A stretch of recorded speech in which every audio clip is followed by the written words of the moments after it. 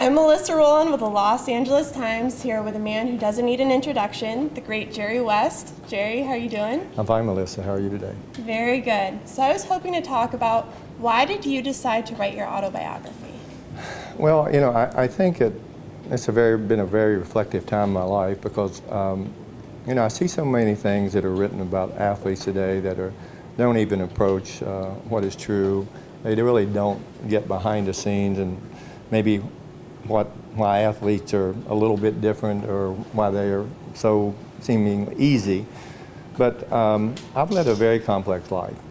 And I just thought that after all these years of trying to mask some of my problems, that it would be important to people out there, and I've gotten a lot of cards, a lot of letters, a lot of telephone calls from some pretty prominent people thanking me for writing this book. And to me, I had hoped it would be kind of cleansing for me to go back in time and think about some of the things that I've seen in my life that were less than desirable, but probably propelled me to have some kind of a life that I didn't dream possible.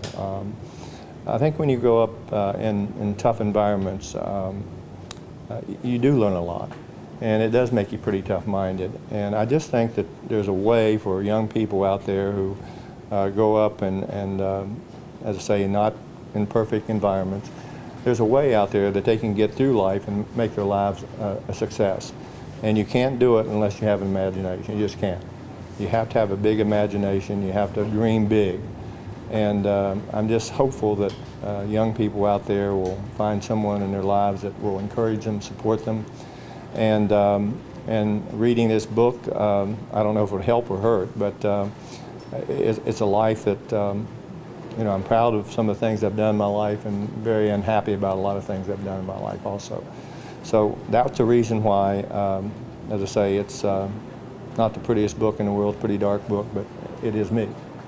You speak about young people finding somebody who's motivational and inspirational. Who is that for you? Well, it was probably my imagination, to be candid with you. And I had a couple of people along the way. When I went to West Virginia University as a freshman, I lived with two Italian ladies. They were both, neither one of them were married. They were like my surrogate mothers. And, I really found out about people who deeply care about some kind of fractured person and take them under their wings and show them that, and try to make them special.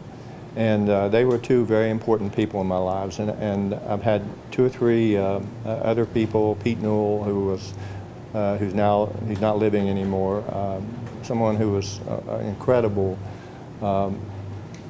incredibly supportive of me in my life.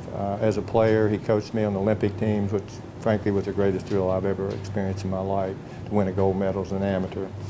And I had three women I worked with here in Los Angeles that were just incredible ladies. I learned a lot from them.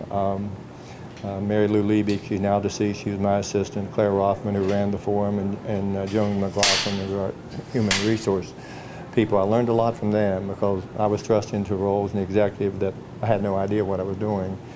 And then also to work for an incredible owner like Jerry West. That was really the highlight of my life because he did make me feel special. He encouraged me, supported me.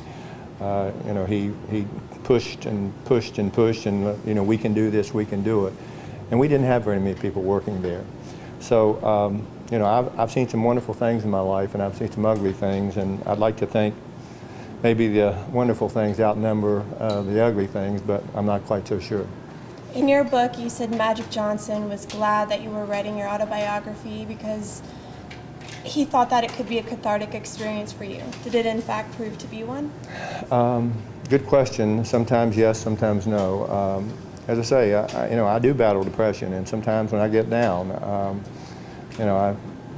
it's pretty dark. And I think reliving some of the things I saw in my life, talking about some of them, have not been therapeutic. But some other times I'm glad I did it, some other times I'm not.